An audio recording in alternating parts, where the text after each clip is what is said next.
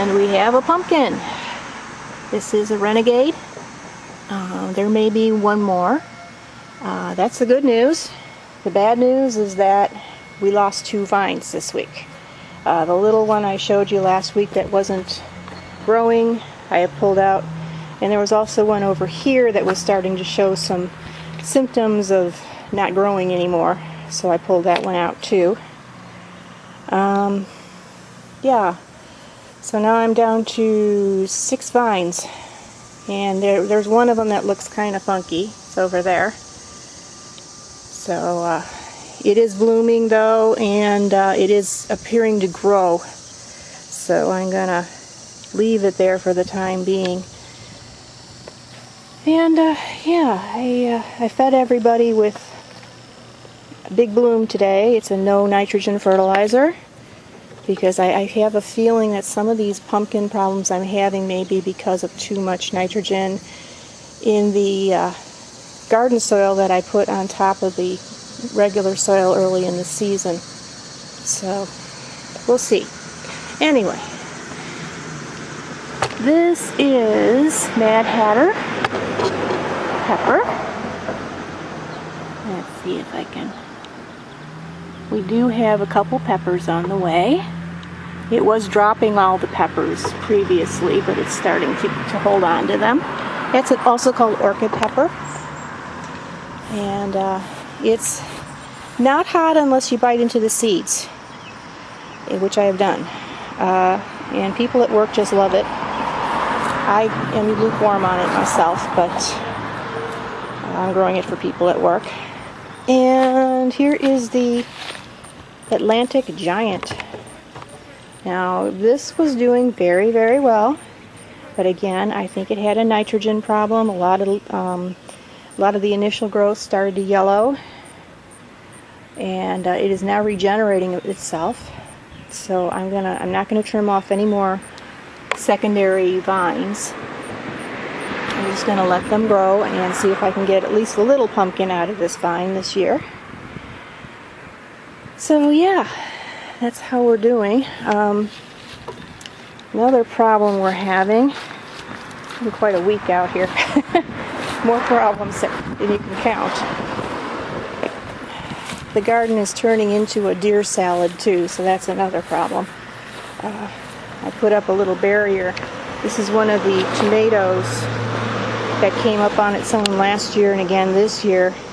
It looks very much like an heirloom, a small heirloom. It's salmon colored. I didn't like it, the flavor, but people at work sure liked it, so I am letting it grow. Hopefully this is the same tomato that I had last year. And sorry if I sound stressed today. I spent the morning dealing with the government about my health care and insurance, and that's never fun. You usually need a tranquilizer after that, but I don't have any. So, gardening is my only tranquilizer. This is Mucho Nacho pepper, and Mucho Nacho has a lot of peppers growing on the bottom. It's a large jalapeno, and it's supposedly slightly less spicy. Other websites say it's more spicy. I'm assuming it's going to be in the middle of the road. And anyway, you see tomato plants here. You can see where we've got the deer salad thing going on here. That's deer damage because it's way up on top of the plant. So yeah, I'm going to have to get another pinwheel. Maybe that'll scare the deer away. But this is, you're looking at a beefsteak plant. The beefsteak plants have started producing in earnest. Up till about a week and a half ago I was having my doubts.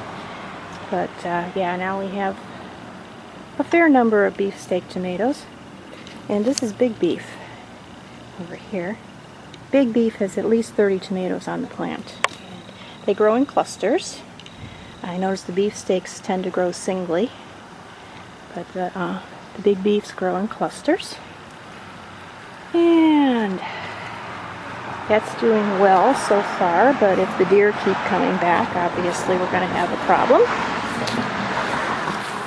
And over here we have, what is this? It's an eggplant. Rosa Bianca. Rosa Bianca has not given us any fruit yet, but lots of flowers. There we go. And over here, this is what I kept calling mucho nacho last week. It is not mucho nacho. It is garden salsa. And I have already given a few of these away. There are a ton of them on the plant. And I am told they are quite spicy, in spite of the fact that they are not supposed to be quite spicy. So that could indicate that they're not getting enough water, according to what I read. And I can't really do much about that because it is in a very small bag, and I can't move it obviously at this point in the season, so we're gonna have to put up with more spice. Here's another beefsteak, and you can see, I hope, down here what they look like. Let's put my hand in there.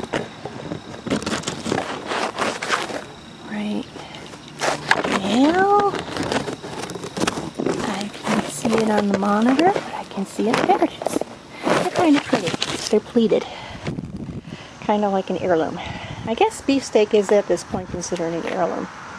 And here is my patented little cherry tomato that comes up in this garden every year on its own. And we have quite a few of those on the way. So it's doing well. So I don't want to stress you any further having to listen to me be stressed, so I'm just going to cut off right now and say that's what we got this week, and I'll see you next week.